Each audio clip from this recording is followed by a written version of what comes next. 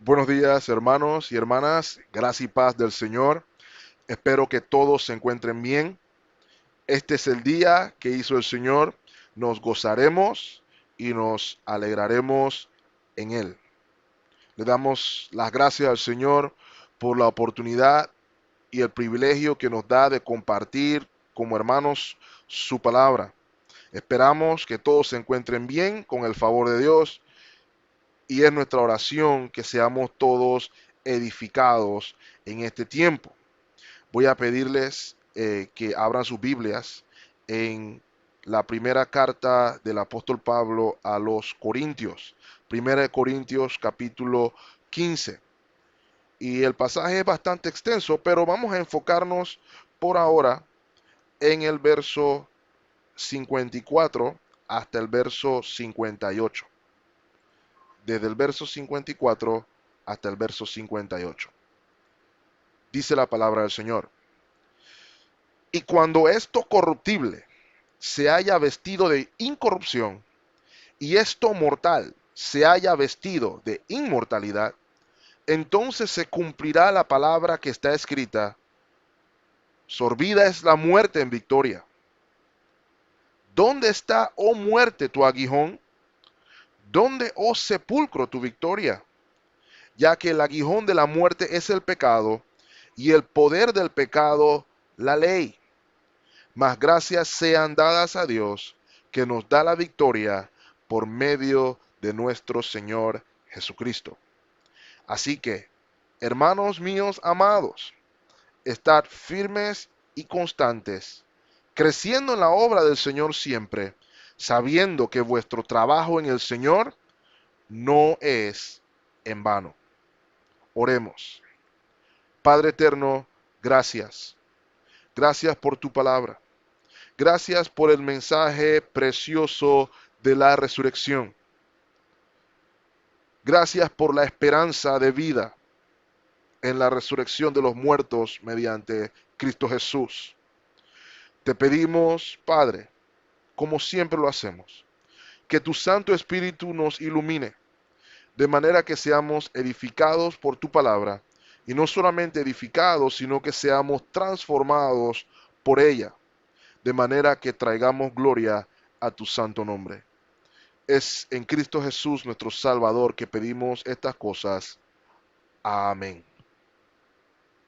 El mensaje de esta mañana que hemos querido titular: El aguijón removido. El aguijón removido.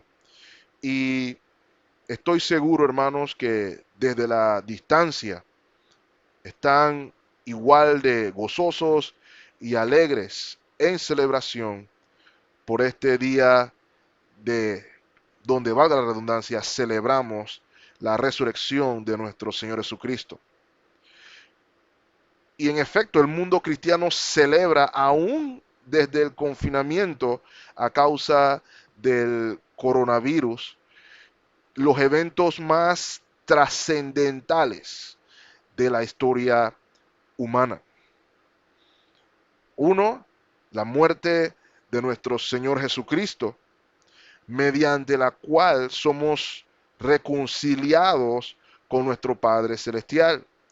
Colosenses capítulo 1, versículo 21 y 22 dicen: y a vosotros también, que erais en otro tiempo extraños y enemigos en vuestra mente, haciendo malas obras, ahora os ha reconciliado en su cuerpo de carne por medio de la muerte, para presentaros santos y sin mancha e irreprensibles delante de Él o delante de Dios.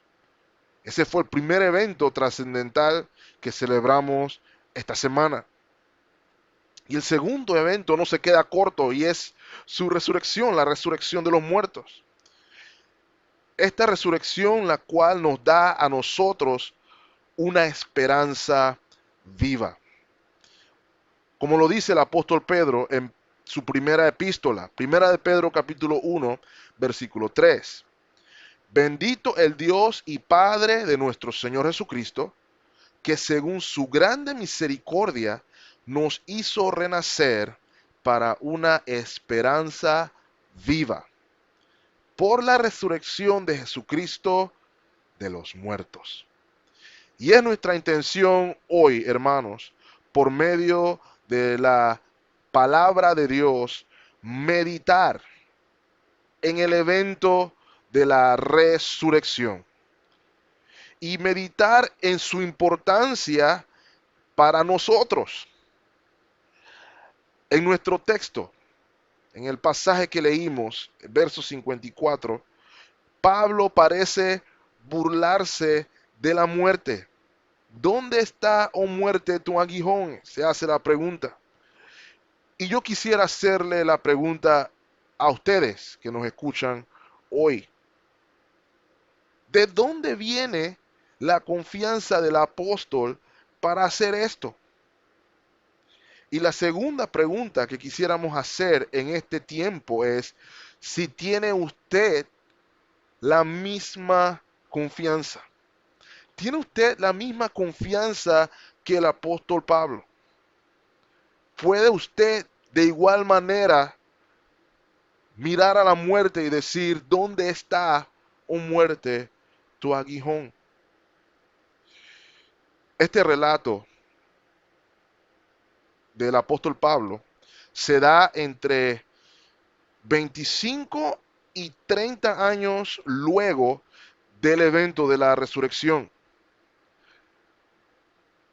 Y esta epístola, el apóstol está buscando, entre otros temas, dar una explicación completa y detallada de la doctrina de la resurrección.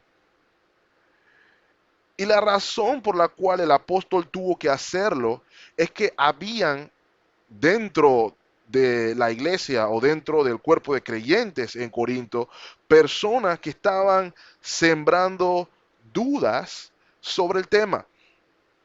Por lo cual entonces el apóstol, en búsqueda de la edificación del cuerpo de Cristo, primero va a defender la doctrina de la resurrección y luego nos va a finalmente a explicar con detalle en qué consiste esta doctrina y por qué entonces es importante para todos aquellos que creemos en Cristo Jesús como nuestro Salvador personal. Quisiéramos dividir este mensaje en los siguientes puntos. El primer punto sería que el apóstol nos va a mostrar aquí que la resurrección es fundamental en el mensaje del Evangelio. La resurrección es fundamental en el Evangelio. Lo segundo que nos va a mostrar aquí el apóstol es que la resurrección es un hecho cierto, es un hecho histórico y es un hecho verificable. También entonces el apóstol nos va a hablar acerca de la necesidad, como tercer punto, de la necesidad de la resurrección. Como cuarto punto, entonces, veremos la resurrección como motivación en la vida del creyente. Como quinto punto, entonces, veremos la resurrección como nuestra esperanza viva. ¿Ok? Permítame corregir. Vamos a ver la resurrección como fundamental al mensaje del Evangelio 1, la resurrección como un hecho cierto, verídico, histórico, como segundo punto. Vamos a ver como tercer punto, y disculpen, la argumentación a favor de la resurrección por parte del apóstol. Como cuarto punto, entonces veremos la necesidad de la resurrección. Y como quinto punto, la resurrección como motivación para nosotros los creyentes. Y finalmente, como sexto punto, la resurrección como una o nuestra esperanza viva. Esa es nuestra intención esta mañana y mediante estos puntos poder responder a esas preguntas que nos hicimos al inicio, de dónde provenía la confianza del apóstol y segundo, si tenemos nosotros esa confianza hoy.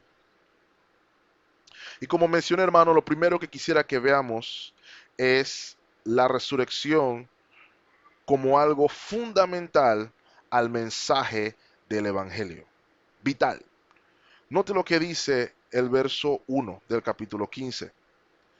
Además, os declaro, hermanos, el Evangelio que os he predicado, el cual también recibisteis, en el cual también perseveráis, por el cual asimismo, si retenéis, lo que dice el versículo 2, si retenéis la palabra que os he predicado, sois salvos, si no creísteis en vano. Es el mensaje que les había predicado. Es el mensaje en el cual los corintios habían creído. Es el mensaje en el cual los corintios habían perseverado, estaban perseverando. Y el mensaje por el cual somos salvos. El mensaje por el cual somos salvos si nos aferramos por la fe a esa palabra. Y si no es ese mensaje, si no es el evangelio predicado por los apóstoles, el mensaje que abrazamos en fe, hemos creído en vano o hemos creído en algo inútil. Y el apóstol va a elaborar en eso. Y va a responder a la pregunta que sería lógico al continuar. ¿Cuál es el mensaje al que se refiere el apóstol Pablo? Y ese mensaje al que se refiere el apóstol Pablo está en el versículo 3 y versículo 4. Dice el versículo 3, porque primeramente os he enseñado lo que asimismo recibí. O sea que el mensaje que el apóstol Pablo está transmitiendo es el mismo mensaje que él creyó. Es el mismo mensaje que él recibió. ¿Y cuál es? Que Cristo murió por nuestros pecados, conforme a las Escrituras, y que fue sepultado y que resucitó al tercer día, conforme a las Escrituras. Hermanos, este es el Evangelio. Este es el mensaje. Este es el mensaje que si retenemos por la fe, somos salvos. Y note lo importante aquí. La frase que dice el apóstol, conforme a las escrituras. Conforme a las escrituras. Este evangelio, que es desde el Antiguo Testamento, de acuerdo con las Sagradas Escrituras, anuncia, valga la redundancia, la obra de un redentor. Permítame citar, por ejemplo, Isaías capítulo 53. Isaías capítulo 53, muy conocido el pasaje. Y quisiera enfocarnos en los versos 5 y 6. Dice así, mas él herido fue por nuestras rebeliones, molido por nuestros pecados. El castigo de nuestra paz fue sobre él, y por su llaga fuimos nosotros curados. Versículo 6. Todos nos descarriamos como ovejas. Cada cual se apartó por su camino. Mas Jehová cargó en él el pecado de todos nosotros. Note lo que dice el verso 10. Con todo eso, Jehová quiso quebrantarlo, sujetándole a padecimiento. Cuando haya puesto su vida en expiación por el pecado, verá linaje.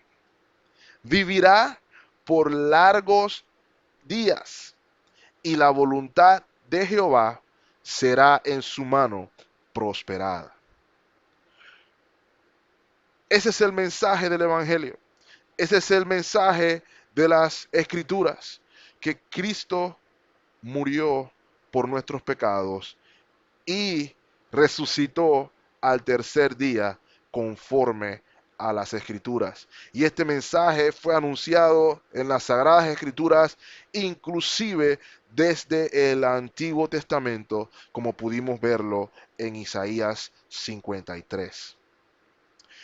Una de las razones por las que la resurrección no se ve como algo importante es porque lo hemos separado del resto del mensaje o del mensaje del Evangelio.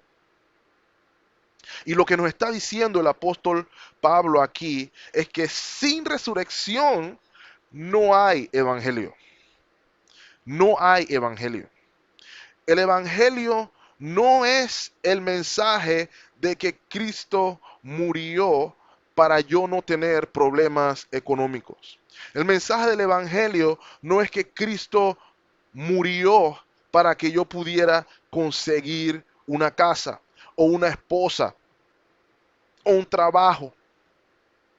No, el mensaje del Evangelio es que Cristo murió por mis pecados y al tercer día resucitó, de manera que usted y yo podemos tener una esperanza viva. Usted y yo podemos renacer a una esperanza viva, como dice el apóstol Pedro en Primera de Pedro 1, como leímos al inicio.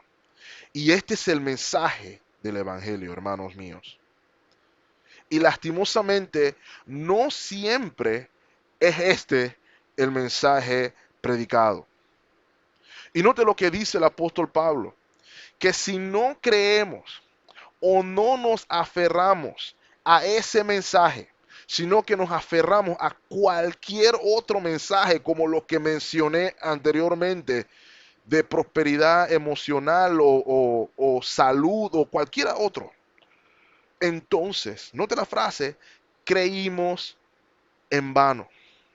Y él va a argumentar por qué creímos en vano en un momento. Así que lo primero que debemos ver es que el mensaje de la resurrección es fundamental al mensaje del Evangelio. No hay Evangelio si no hay resurrección de los muertos. Lo segundo que mencioné, hermanos, que era importante ver, es que el apóstol Pablo va a defender la resurrección como un hecho histórico, como un hecho absolutamente cierto, y va a dar las evidencias de este hecho. Antes de argumentar inclusive la importancia de la resurrección, el apóstol lo establece como un hecho cierto. Pablo va a dar evidencias de que este es un hecho histórico. Esta epístola, como mencioné, se escribió entre 25 y 30 años de del evento, perdón, de la resurrección, del evento de la resurrección. Y el apóstol va a mencionar que es un evento relativamente eh, reciente, relativamente reciente. Y el apóstol va a mostrar que hay testigos que pueden certificar que este evento fue verídico, fue real y fue histórico. Note lo que dice el verso 6. Adelántese un poquito, el verso 6 dice, después apareció a más de 500 hermanos a la vez, de los cuales muchos aún viven y otros ya duermen. O sea que el apóstol está diciendo que había muchos testigos presenciales de ese evento que aún vivían al momento del apóstol Pablo testificar o relatar o redactar, mejor dicho, esta carta. Pudiéramos confirmar, como nos dice el versículo 5, que primero el apóstol Pedro vio al Señor resucitado. Luego los 12, eso es lo que podemos ver en el versículo 5. Luego en el versículo 6 podemos ver que hay 500 discípulos más que lo vieron personalmente, no que les contaron, que lo vieron personalmente. Eso es lo que nos dice el versículo 6. El apóstol entonces nos dice en el versículo 7 que Jacobo también vio al Señor resucitado. Él también lo vio. Y como último testigo se menciona a él mismo. Él mismo, dice el apóstol Pablo, lo vio resucitado. Todas estas personas son testigos de primera mano de la resurrección de nuestro Señor Jesucristo. Fueron testigos presenciales. Y como mencioné, testigos de primera mano. Pero también hubieron testigos de segunda mano, pudiéramos decir. Probablemente recordarán, hermanos y amigos, el capítulo 28 de Mateo. El capítulo 28 de Mateo narra también los eventos sinópticos. El Evangelio sinóptico recoge los eventos de la resurrección. Y se nos cuenta en el capítulo 28 que habían guardias en el sepulcro y que estos guardias fueron testigos de un evento sobrenatural, que fueron luego entonces a contar a aquellos que lo habían contratado para precisamente evitar que sucediera esto, que sucedió, que saliera el mensaje de que el Señor resucitó tal como lo había anunciado tiempo atrás. Y estas personas llegan al concilio de los ancianos judíos y les dicen lo que sucede. Y los ancianos del concilio les dicen que se callen la boca, que no compartan ese mensaje y estaban dispuestos, no estaban dispuestos, les pagaron para que ellos se guardaran ese mensaje. Y los exhortaron inclusive a dar un falso testimonio. En pocas palabras, estos testigos de segunda mano fueron sobornados para falsear las evidencias y para inclusive entonces no dar crédito a un hecho cierto. Y note que los mismos sacerdotes creyeron en el relato. Pero como decía el Señor Jesús, ni aunque Moisés les mencionara, ni aunque Moisés les hablara, ellos iban a creer. Sin embargo, todos estos eventos certifican que la resurrección fue un hecho cierto, verídico. Luego entonces, como tercer punto, el apóstol Pablo va entonces a argumentar, va a exponer por qué si no creemos por la fe que Cristo murió por nuestros pecados y resucitó al tercer día, nuestra fe es inútil, nuestra fe es vana. Note lo que dice el versículo 12, el versículo 12 del pasaje que estamos leyendo. Dice de la siguiente manera: pero si se predica de Cristo, que resucitó de los muertos, ¿ok? Ese era el mensaje que predicaron los apóstoles, ese es el mensaje que predicó el apóstol Pablo. Si ese es el mensaje que se predicó y ese es el mensaje que creyeron los corintios, como dice el versículo 11, entonces, pregunta el apóstol Pablo, ¿cómo dicen algunos entre vosotros que no hay resurrección de los muertos? ¿Cómo es posible que algunos de ustedes, algunos de los que están aquí, digan que no hay resurrección de los muertos? Entonces dice el versículo 13, porque si no hay resurrección de los muertos, tampoco Cristo resucitó. ¿Y qué es lo que quiere decir aquí el apóstol Pablo, hermanos y amigos que escuchan? No se puede creer en la resurrección de Cristo sin creer entonces en la resurrección de los muertos o la resurrección de los creyentes. Va ligado, mano con mano. ¿Ok? Y el problema aquí es que algunos corintios, eh, probablemente influenciados por filosofía griega, por pensamiento de la era, de la época, creían en la resurrección de Cristo, pero tenían problemas para aceptar o para creer la resurrección de los muertos, la resurrección de los creyentes. Y Pablo les dice a ellos que si los muertos no resucitan, eso tendría que incluir a Cristo. Por ende, automáticamente haría la predicación del Evangelio vana o la haría una predicación vacía. Y no solamente la predicación sería vacía, sino también la fe en ese redentor que no resucitó sería también vacía. Note lo que dice el verso 14. Si Cristo, perdón, no resucitó, vana es entonces nuestra predicación, vana es también nuestra fe. Sería vana, porque estarías predicando de un redentor muerto que seguiría en la tumba. Y creer en ese redentor muerto sería aún más vacío, si me permiten decirlo, hermanos, porque entonces pusiste tu fe en alguien que no se pudo salvar ni siquiera él mismo.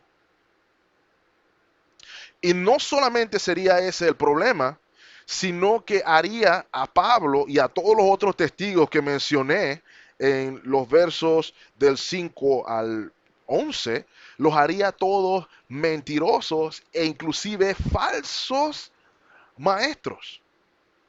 Que si ellos han mentido en algo así, ¿qué otra cosa podríamos entonces creerles? Eso es lo que está diciendo aquí el apóstol Pablo. Seríamos mentirosos. Estaríamos diciendo que Dios dijo algo que no fue así. Note lo que dice el verso 15.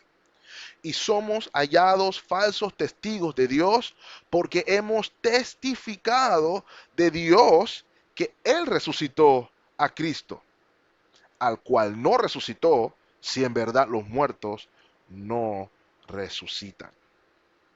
Y hermanos, el apóstol inclusive va a ahondar aún más en su argumentación a favor de la resurrección. Note lo que dice el verso 16. Él va a repetir la premisa del verso 13 para hacer un mayor énfasis. Note, versículo 16. Porque si los muertos no resucitan, tampoco Cristo resucitó. Y esa fe vacía en un redentor muerto tampoco tendría un resultado. Note lo que dice el versículo 17.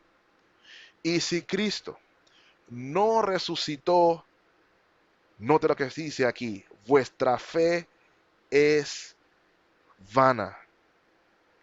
Y esa vana que se menciona aquí, hermanos y amigos, no es el mismo vana que vimos en el verso 14. La palabra es ligeramente diferente y habla de que es inoperante o sin resultado alguno. Por eso dice el apóstol en el verso 17, y si Cristo no resucitó, vuestra fe es vana o no efectiva y aún estáis, note, en vuestros pecados. ¿Por qué, hermanos y hermanas? porque nuestra justificación es el resultado directo de la resurrección de nuestro Salvador. Acompáñenme a Romanos capítulo 4, versículo 25. Romanos 4, 25. Note lo que dice el texto. Póngale atención. El cual fue entregado por nuestras transgresiones y resucitado, ¿para qué cosa?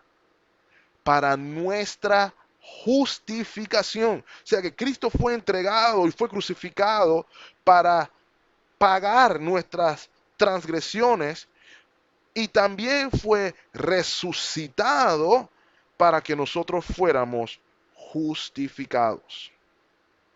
Y hermanos, si no hemos sido justificados, quiere decir que seguimos muertos en nuestros delitos y muertos en nuestros pecados. Si Cristo no resucitó, no importa lo que usted crea, su fe se vuelve vana y vacía. El apóstol continúa explicando que si eso es así, si esto fuera así, porque obviamente estamos hablando en un ámbito hipotético, es lo que está haciendo aquí el apóstol, quiere decir entonces que todos aquellos que creyeron en antaño, todos estos santos del Antiguo Testamento, si murieron con esta fe en Cristo, están muertos. Si Cristo no resucitó de entre los muertos. Note lo que dice el versículo 18. Entonces también los que durmieron en Cristo perecieron. Piénselo por un momento, hermanos. Entonces, las palabras de nuestros héroes de la fe no tendrían significado. Terminarían en palabras bonitas porque estarían muertos y su existencia terminó si Cristo no hubiera resucitado de los muertos. ¿Cuántos recordaremos, por ejemplo, las palabras de Job? Job capítulo 19, versículo 25. Yo sé que mi Redentor vive y al fin se levantará sobre el polvo. ¿Quién se levantará sobre el polvo? Su Redentor. Versículo 26 de Job capítulo 19. Y después de que se levante su Redentor del polvo, y después de deshecha esta mi piel, o sea, después también de su muerte, en mi carne, note lo que dice ahí, en mi carne he de ver a Dios. Versículo 27, al cual veré por mí mismo, y mis ojos lo verán, y no otro, aunque mi corazón ahora desfallece dentro de mí. Esa era la esperanza de Job, siglos antes inclusive que el Redentor naciera. Pero su esperanza estaba puesta. Su esperanza estaba cimentada en esa esperanza. Y si Cristo no hubiera resucitado de los muertos, eso hubiera terminado solamente en palabras bonitas, en palabras sin sentido. Hay un argumento más que pinta el apóstol Pablo para mostrarnos aquí, el escenario hipotético de que la resurrección nos hubiera dado. Que finalmente, inclusive, nosotros, los que creemos, deberíamos ser considerados dignos de lástima. Note lo que dice el versículo 19. Si en esta vida solamente esperamos en Cristo, somos los más dignos de conmiseración de todos los hombres. Lo que nos está diciendo aquí el apóstol es que si nuestra esperanza o su esperanza en Cristo fuera reducida a lo que podemos percibir y ver en esta vida y no en la venidera, somos entonces dignos de lástima. Piénselo por un momento. Si su vivir por Cristo se reduce a cosas como, por ejemplo, bueno, yo no voy los domingos a la playa, o sentarme los domingos a escuchar el culto o escuchar la predicación por un par de horas. Si a eso es lo que se reduce mi esperanza en Cristo, bueno, probablemente a usted eso no le cause mucha pérdida, no sea mucho motivo de agonía ni sufrimiento. No pasa nada si no voy a la playa.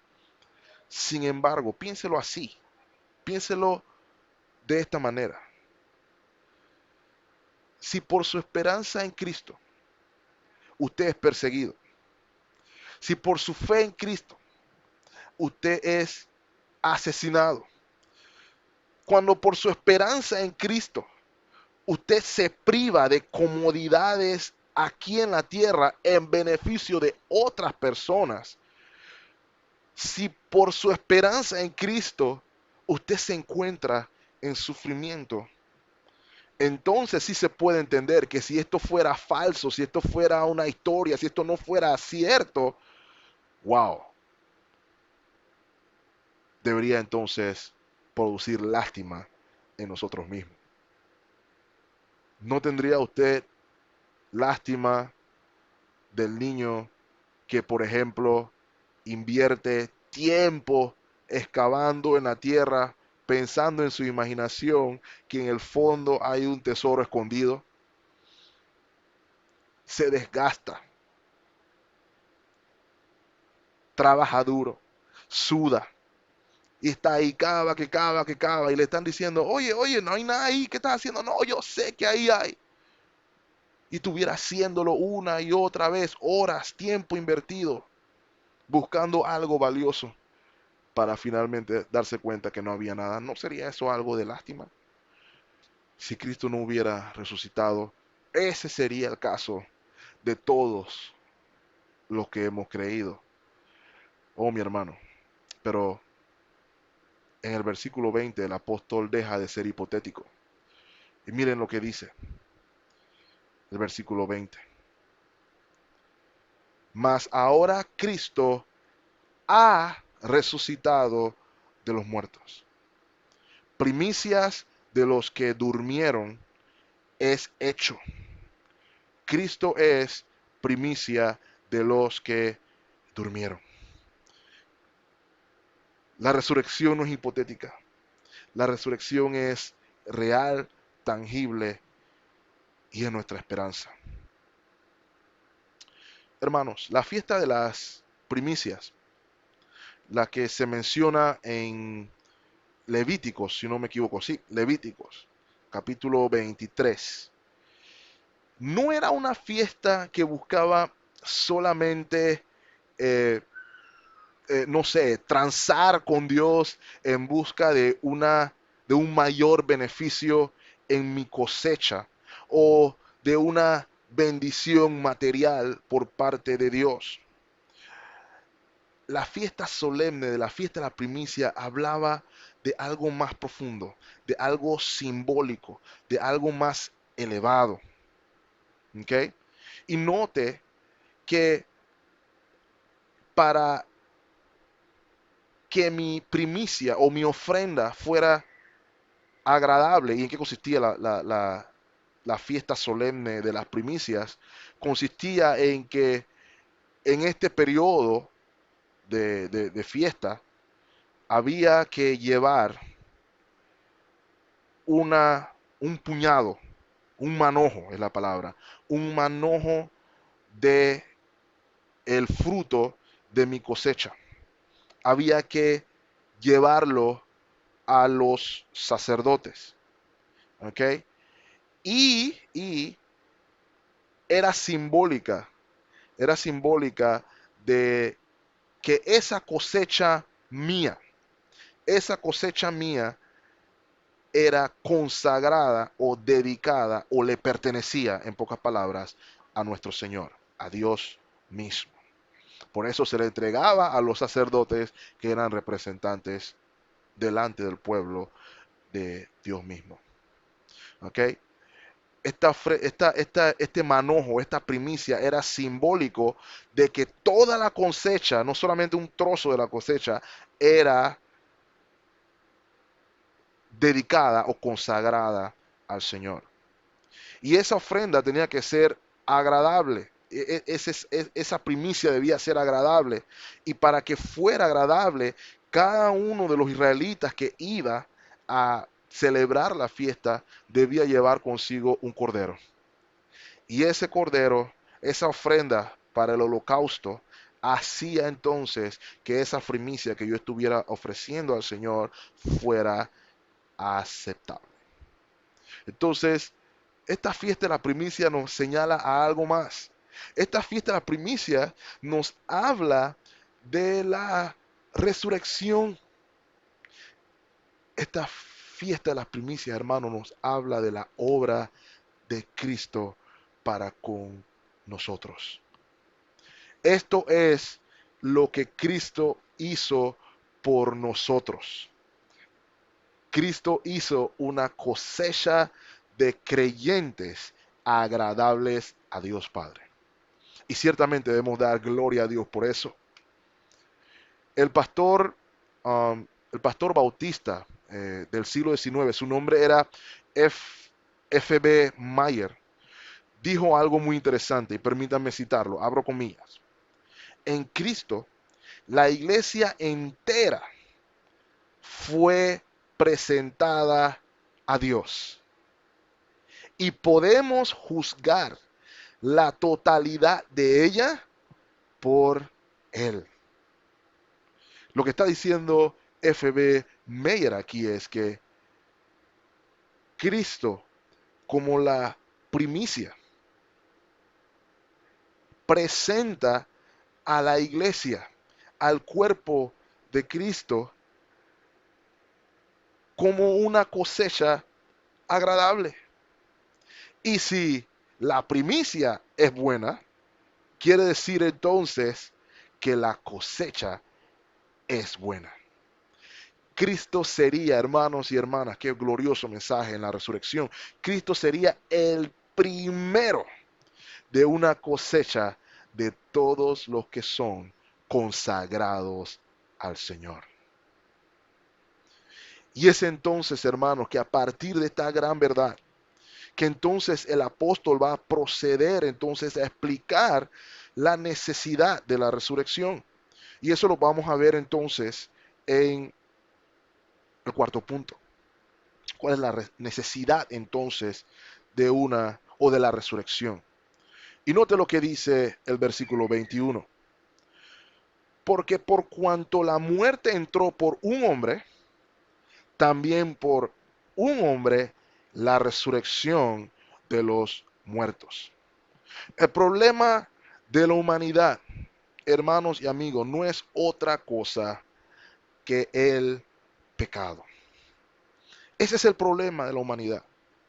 Y ya en otras ocasiones lo he mencionado a nuestra amada iglesia, que a veces podemos perder el enfoque y pensar que los efectos del pecado son el problema, cuando el problema es el pecado.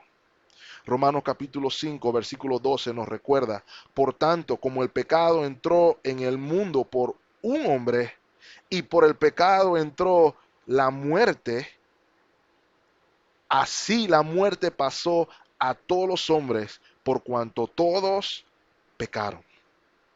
En Adán, todos, absolutamente todos, hemos pecado y estamos destituidos de la gloria de Dios. Ese es el problema de la humanidad. Ese es el problema del mundo. No hay otro. Ese es el problema del mundo. Y a raíz de ese problema, todas las demás cosas vienen en consecuencia. Hermanos, en Adán vivimos en un mundo caído. Un mundo que ha sido maldecido o maldito, creo que es la palabra correcta, por Dios. en juicio a consecuencia de la rebelión de la humanidad manifestada en Adán y Eva como cabezas federales de toda la creación. Vivimos, hermanos, en un mundo afectado por el pecado. Las calamidades y las pestes y todas las cosas que vivimos hoy son las consecuencias de vivir en un mundo caído.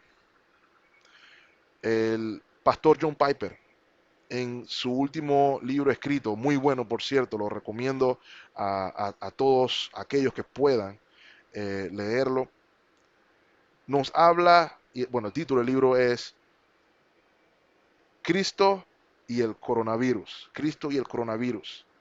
Y la idea del pastor Piper en este libro es hablarnos o mostrarnos cómo todo lo que sucede, todo lo que vivimos en el mundo está ligado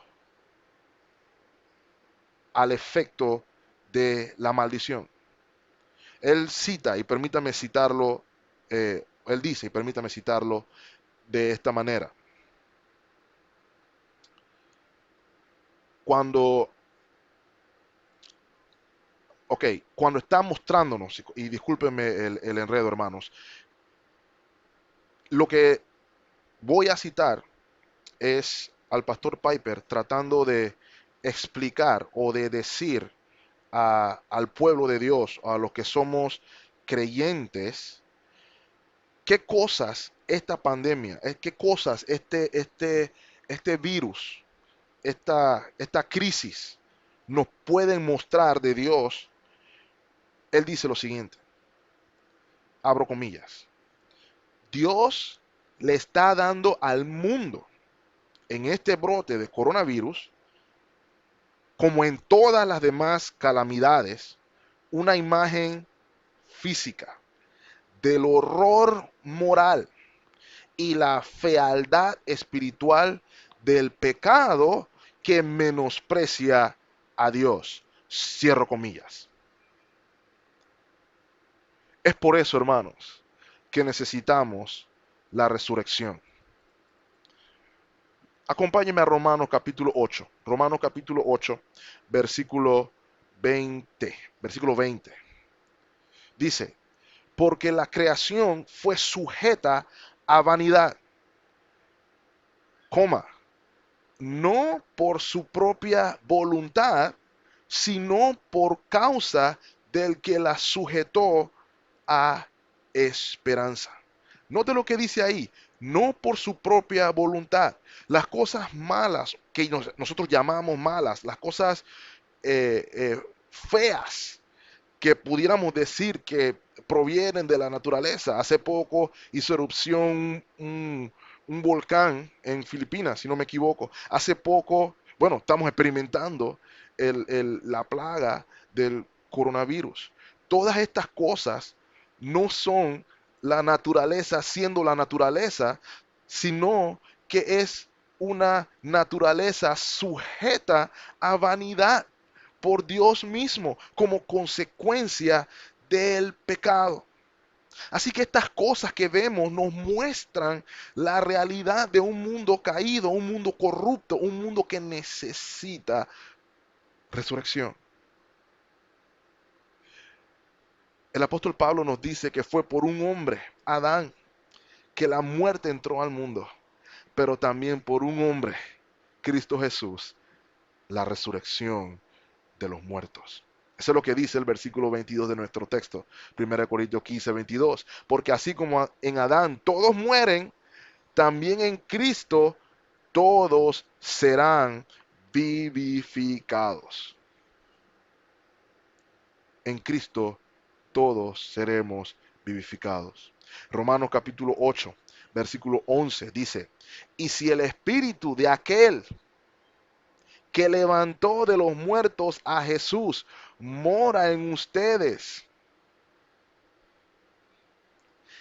El que levantó de los muertos a Cristo Jesús, ese Espíritu, ese Señor, vivificará también nuestros cuerpos mortales, porque su Espíritu también mora en nosotros. En Adán todos mueren, en Cristo seremos vivificados, en Cristo resucitaremos, en Cristo resucitaremos. Ahora, nota hermano también que es muy importante, en Adán todos mueren y en Cristo todos son vivificados, pero hay que entender quiénes son esos todos que son vivificados, son aquellos que han creído en Él. Esos son los que serán vivificados.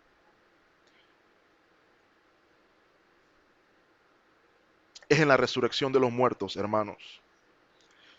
Es en la resurrección de los muertos en que ese cuerpo miserable de pecado, de muerte, que hablaba el apóstol Pablo en Romanos capítulo 7, es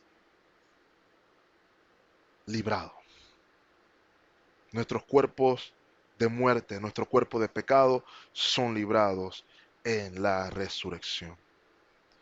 Volviendo a 1 Corintios, hermanos, hablando acerca de la necesidad de la resurrección.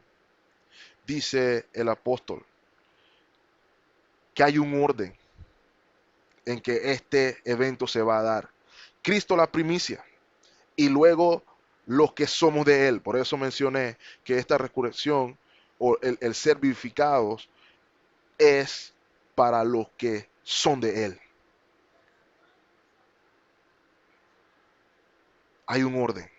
Primero Cristo la primicia y luego los que somos de Él.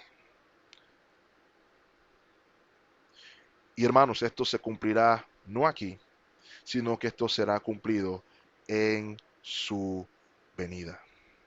Y es allí, hermanos y hermanas, donde vendrá el fin. Ahora, aquí hay un debate teológico entre los premilenialistas, los postmilenialistas y los amilenialistas.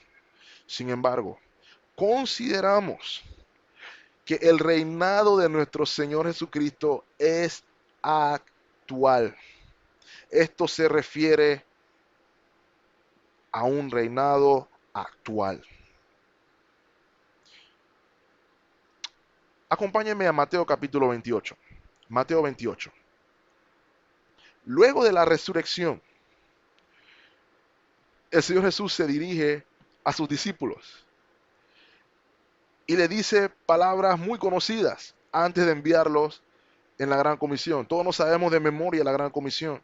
Sin embargo, quiero enfocar su atención a las palabras que vienen antes, en el versículo 18. Luego de la resurrección, el Señor se acerca a sus discípulos y le dice, versículo 18, y Jesús se acercó y les habló diciendo a sus discípulos, note la frase, toda potestad me es dada en el cielo y en la tierra. No alguna, no parcial, no más adelante. Toda potestad me es dada en el cielo y en la tierra. Otro versículo muy conocido, Filipenses capítulo 2, versículos del 9 al 11. Filipenses 2 del 9 al 11 dice de la siguiente manera. Por lo cual, versículo 9, Dios también le exaltó hasta lo sumo y le dio un nombre que es sobre todo nombre, para que en el nombre de Jesús toda rodilla de los que están en los cielos y en la tierra y debajo de la tierra, perdón, para que en el nombre de Jesús se doble, esa parte es muy importante, hermano, para que en el nombre de Jesús se doble toda rodilla de los que están en los cielos y en la tierra y debajo de la tierra, y toda lengua confiese que Jesucristo es el Señor, para gloria de Dios Padre. Cristo es exaltado. Cristo ya tiene toda autoridad en el cielo y en la tierra. Romanos capítulo 14, versículo 9. Porque Cristo para esto murió y resucitó. Ahí lo dice, Cristo para esto murió y resucitó. Y volvió a vivir para ser, ¿qué cosa? Señor, así de los muertos como de los que viven. Para ser Señor de los muertos y de los que viven. La resurrección exaltó a nuestro Señor a lo sumo y le dio autoridad sobre en el cielo, en la tierra y debajo de la tierra. Versículo 24 de nuestro pasaje de Primera de Corintios. Luego el fin. ¿Ok? Luego el fin. Es lo que nos está diciendo aquí el apóstol Pablo. Luego el fin, cuando entregue el reino al Dios y Padre, cuando haya suprimido todo dominio, toda autoridad y potencia. Note lo que dice el verso 25.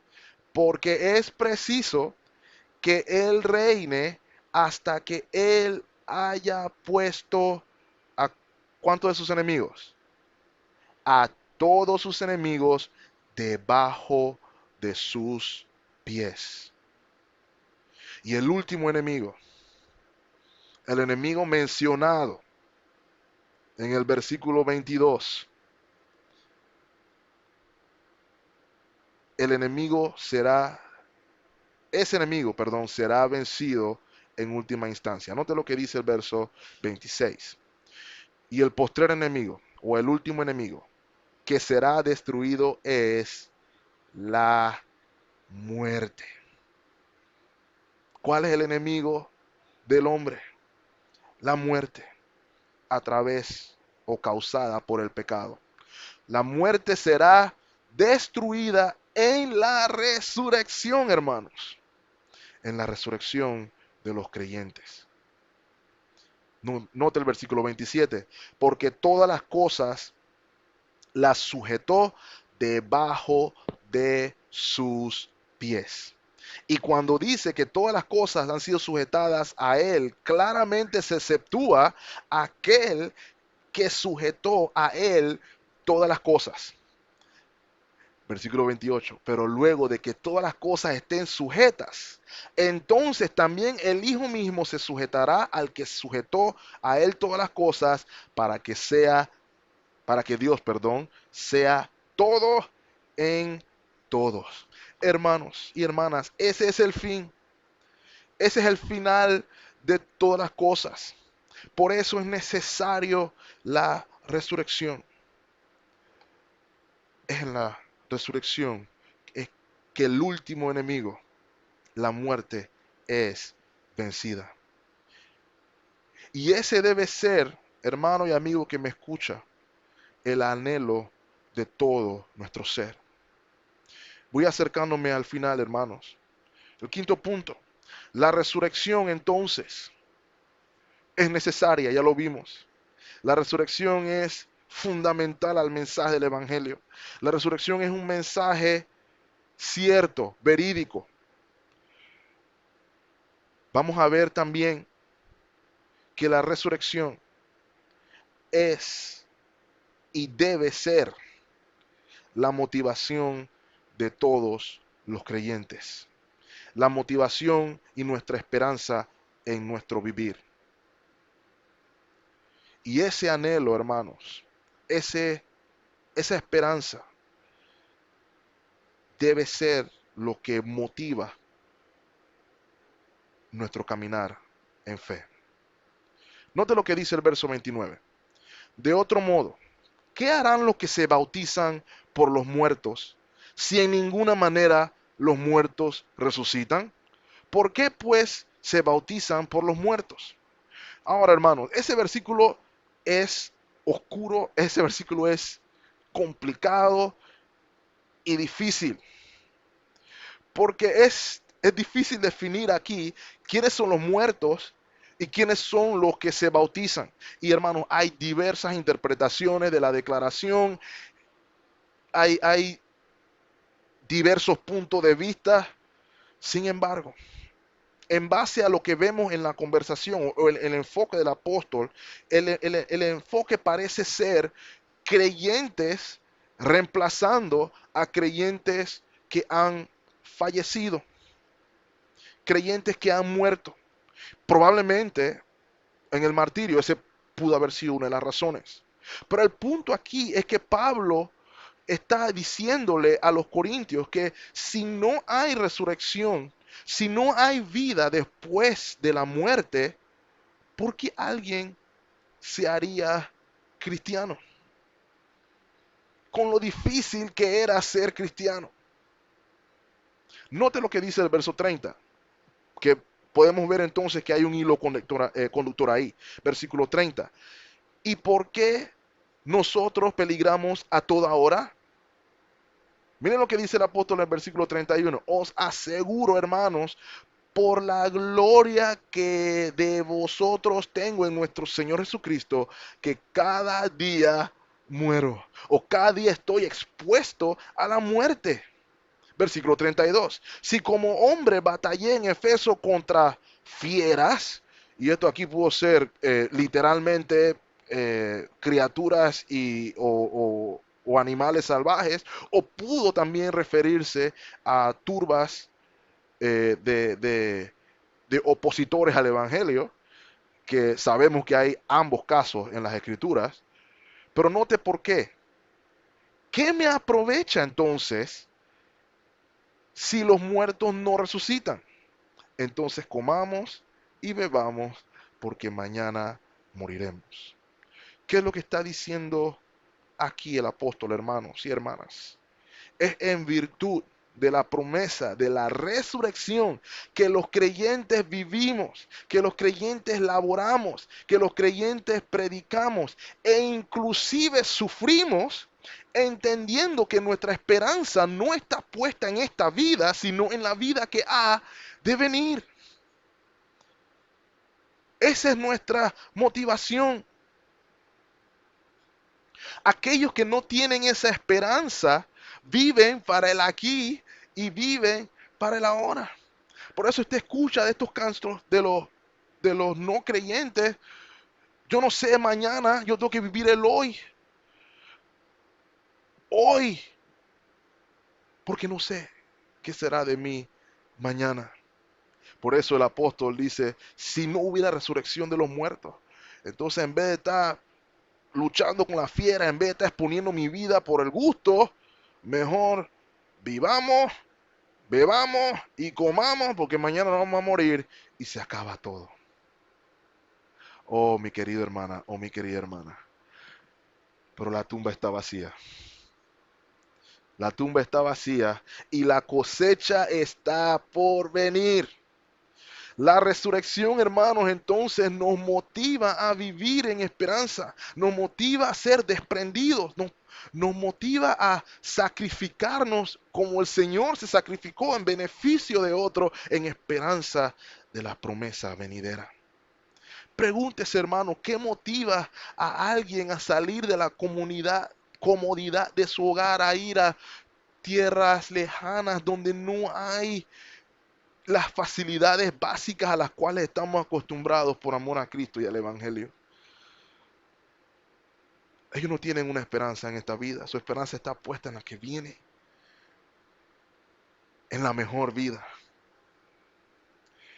Así que la esperanza es una motivación para vivir la vida, independientemente de las circunstancias en las que nos encontremos.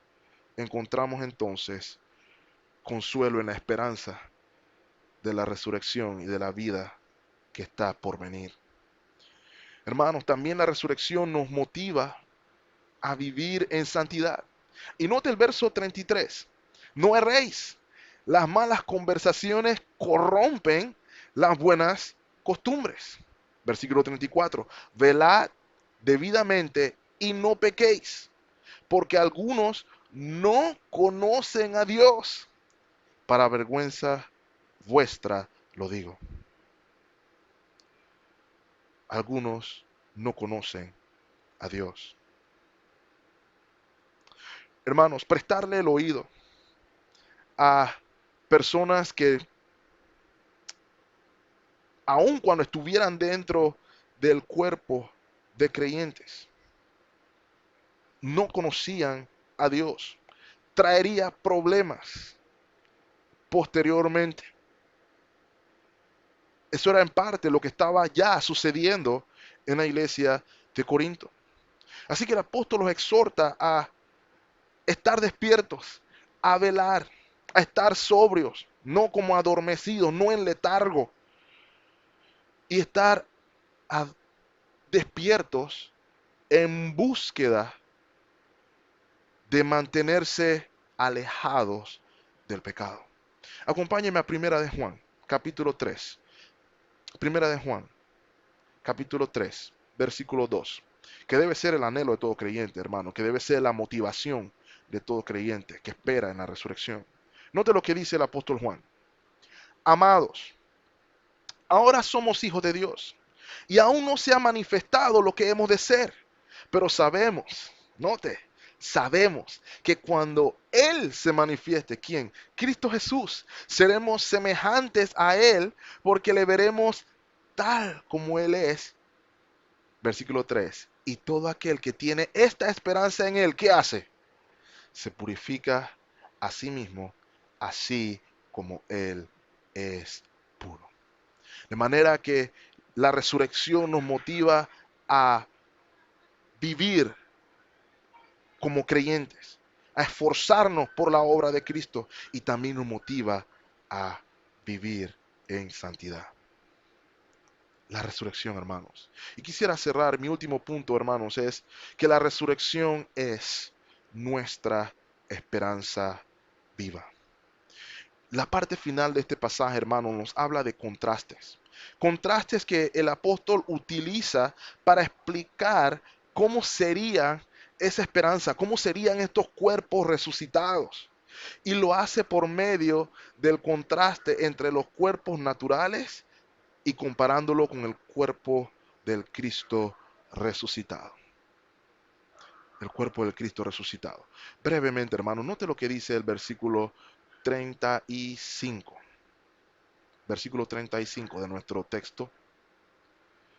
Pero dirá alguno, ¿cómo resucitarán los muertos? ¿Con qué cuerpo vendrán? Versículo 36. Necio, lo que tú siembras no se vivifica, note, sino muere antes. Y mire lo que dice el verso 37. Y lo que siembras no es el cuerpo que ha de salir, sino el grano desnudo, ya sea de trigo o de otro grano. El apóstol Pablo está usando aquí el ejemplo de una plantación. Con la gran cosecha que viene en la resurrección, embona con el principio este de sembrar una semilla para cosechar un fruto. Note lo que dice el verso 38. Pero Dios le da el cuerpo como Él quiso y a cada semilla su propio cuerpo. Y cada semilla su propio cuerpo. Versículo 39. No toda carne es la misma carne, sino que una carne es la de los hombres y otra carne de las bestias y otra de los peces y otra de las aves. Y hay cuerpos celestiales, hay cuerpos terrenales, pero una es la gloria de los celestiales y otra es la gloria de los terrenales. Una es la gloria del sol, otra es la gloria de la luna y otra la gloria de las estrellas, pues una estrella es diferente de otra en gloria. Entonces entra el versículo 42 el apóstol para decir, y así también es la resurrección de los muertos. Se siembra en corrupción y se resucitará en incorrupción. Versículo 43, se siembra en deshonra y se resucitará en gloria. Se siembra en debilidad pero se resucitará en poder. El apóstol Pablo está diciéndonos que hay una diferencia entre el cuerpo natural nuestro y el cuerpo resucitado, el cuerpo que es nuestra esperanza viva. Versículo 44. Se siembra el cuerpo animal, resucitará cuerpo espiritual. Hay un cuerpo animal y hay un cuerpo espiritual. Versículo 45. Así también está escrito, fue hecho el primer hombre Adán, ¿qué cosa? Un alma viviente y el postrer Adán, perdón, espíritu vivificante. Ahí está el contraste. Adán, un cuerpo natural, un cuerpo bueno para vivir aquí en la tierra, pero no perfecto. El cuerpo de Cristo resucitado es el prototipo del cuerpo perfecto. Versículo 46. Mas lo espiritual no es primero, sino lo animal y luego lo espiritual. O sea que debe morir el cuerpo natural para entonces nacer o resucitar el cuerpo espiritual. Versículo 47. El primer hombre es de la tierra terrenal. Adán es de la tierra terrenal. El segundo hombre, que es el Señor, es del cielo. Es del cielo. ¿Cuál el terrenal? Tales también los terrenales. ¿Y cuál el celestial? Tales también los celestiales. Y así como hemos traído la imagen del terrenal, también traeremos la imagen del celestial. Puede parecer confuso, hermanos, pero todo esto que leímos hace un momento pudiéramos reducirlo a esto. Versículo 50. Pero esto digo, que la carne, esto es lo que dice el apóstol Pablo, que la carne y la sangre no pueden heredar el reino de Dios, ni la corrupción hereda la incorrupción. Lo que hablamos anteriormente, hermanos, de que es necesaria la resurrección para poder resucitar en incorrupción. Y por eso, hermanos, nuestra esperanza es viva. Cuando nos levantemos en fe en la imagen celestial, será todo diferente. Note lo que dice Romanos capítulo 8, versículo 23. Romanos capítulo 8, versículo 23. Hablando de la creación. Y no solo ella, sino también nosotros los seres humanos, ¿ok? Nosotros mismos, nosotros mismos, que tenemos las primicias del Espíritu, nosotros también gemimos dentro de nosotros mismos, esperando ¿qué cosa? La adopción, la redención de nuestro cuerpo. Y eso será, hermanos, en el fin, en la resurrección, cuando el último enemigo sea vencido. Versículo 24 de ese mismo pasaje de Romanos. Porque en esperanza fuimos, ¿qué cosa? Salvos. Pero la esperanza que se ve no es esperanza, porque lo que alguno ve, ¿por qué esperarlo? Versículo 25. Pero si esperamos lo que no vemos, con paciencia lo aguardamos. Esto es lo que esperamos. Esto es lo que aguardamos, hermanos. Esta es nuestra esperanza viva. Versículo 51. Y aquí os digo un misterio. Y aquí la palabra misterio, el apóstol nos está diciendo que esto es algo que la única manera en que lo pudiéramos conocer no es por inteligencia, no es por método científico, sino por revelación de Dios. Y esta es la revelación que recibió el apóstol. No todos dormiremos, pero todos seremos, ¿qué cosa? Transformados. Todos seremos resucitados. Todos recibiremos un cuerpo incorruptible, hermanos. Todos recibiremos un cuerpo celestial. Todos recibiremos un cuerpo incapaz de enfermarse. Recibiremos un cuerpo incapaz de sufrir dolor. Subiremos, tendremos un cuerpo incapaz de morir. Tendremos un cuerpo, hermanos, incapaz de pecar. Le preguntaron en una ocasión al pastor John MacArthur qué era lo que más anhelaba de el cielo. Y el hermano decía que, bueno, algunos piensan que es el nadar en el mar de cristal y caminar en la calle de oro. Pero dice el hermano MacArthur, para mí es estar sin pecado, libres del pecado por fin, libres de este cuerpo de pecado, de muerte, libres de este cuerpo de corrupción, libres de corrupción. Esa es nuestra esperanza viva, hermanos. Versículo 52. ¿Cómo será ese momento? En un momento, en un abrir y cerrar de ojos, a la final trompeta, porque se tocará la trompeta y los muertos serán resucitados como incorruptibles y nosotros seremos transformados. Porque es necesario que esto corruptible se vista de la incorrupción y esto mortal se vista de inmortalidad. Y entonces tenemos nuestro versículo clave. Y cuando esto corruptible se vista de incorrupción y esto mortal se haya vestido de inmortalidad, entonces se cumplirá la palabra que está escrita: absorbida es la muerte en victoria. Absorbida es la muerte en victoria. Consumida es la muerte en victoria. Y entonces el apóstol Pablo se hace la pregunta: ¿dónde está, oh muerte, entonces tu aguijón? ¿Dónde, oh sepulcro, tu victoria? Porque el aguijón de la muerte, ¿qué es? No hay otro: el pecado. Y el poder del pecado es la ley que nos muestra lo depravados que somos, la ley que nos muestra lo pecaminosos que somos, la ley que nos muestra lo lejos que estamos de Dios. Oh, mi hermano, pero el versículo 57 nos llena de esperanza.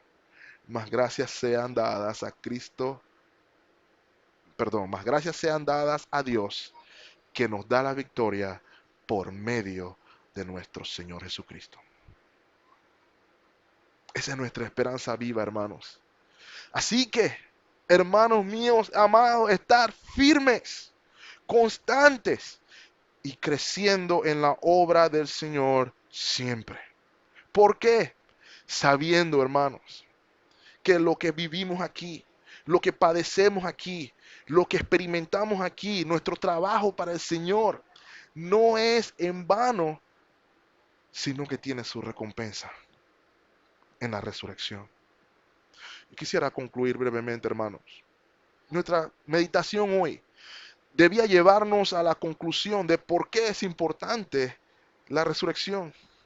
Y ciertamente podemos ver de dónde viene la esperanza del creyente. Podemos ver de dónde viene el gozo del creyente. El gozo del creyente radica en esta esperanza y no en las circunstancias que están a nuestro alrededor. Romanos capítulo 12, versículo 12 nos recuerda: gozosos en la esperanza, sufridos en la tribulación. Parecieran conceptos contradictorios, pero cuando entendemos la esperanza de la resurrección, la esperanza viva, no son excluyentes. Podemos estar gozosos en nuestra esperanza y estar sufridos a la vez en la tribulación. Podemos estar constantes en la oración, compartiendo. Miren lo que dice el apóstol: para las necesidades de los santos, practicando la hospitalidad, bendiciendo inclusive a los que nos persiguen y no maldiciendo en lugar. Todo es posible solamente por la esperanza viva. Y entonces podemos entender por qué el apóstol Pablo pudo burlarse de la muerte, porque ya la muerte no tiene efecto sobre él. 1 Tesalonicenses capítulo 5, versículo 8. Pero nosotros, que somos del día, seamos como sobrios, habiéndonos vestido con la coraza de fe y de amor. Y note lo que dice ahí: con la esperanza de la salvación como yelmo. Versículo 9, porque no somos o no nos ha puesto Dios para ira. Note esa frase, hermano.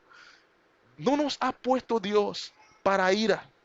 Podemos enfermarnos, podemos sufrir, podemos inclusive morir, pero no para ira. Todo lo contrario, sino para alcanzar salvación por medio de nuestro Señor Jesucristo. Si alguno está en Cristo,